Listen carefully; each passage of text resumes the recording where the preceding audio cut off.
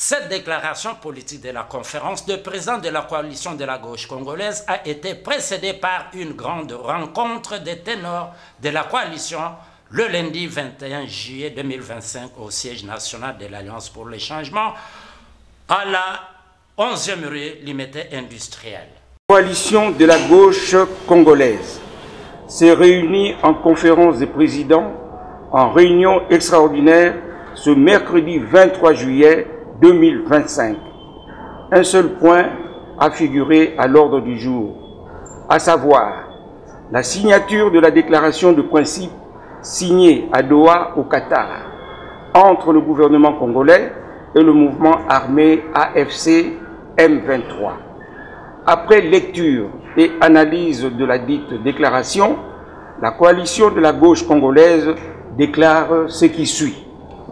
Saluons la signature de la déclaration de principe entre le gouvernement congolais et le mouvement armé AFC M23, ayant opté pour le principe du dialogue et ayant imposé le cessez-le-feu.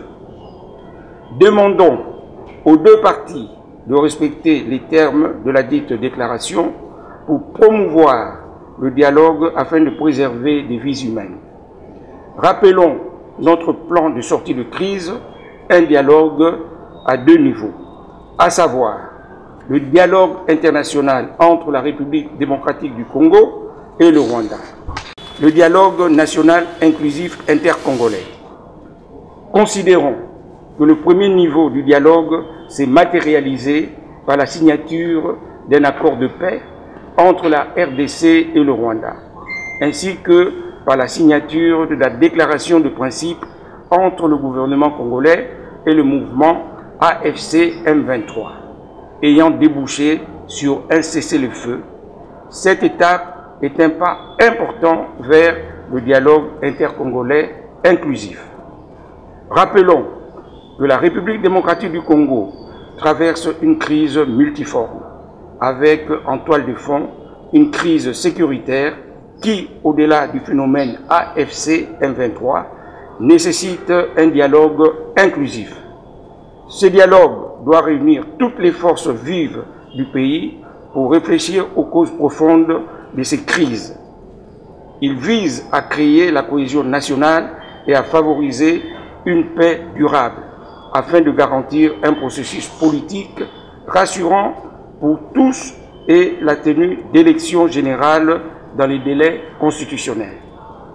Attirons l'attention du pouvoir en place sur le fait que vouloir contourner la tenue d'un dialogue national inclusif par un accord de paix isolé impliquant uniquement le mouvement armé AFC M23 constituerait une grave erreur d'appréciation politique. Cela compromettrait l'instauration définitive de la paix et ouvrirait la voie à la balkanisation du pays.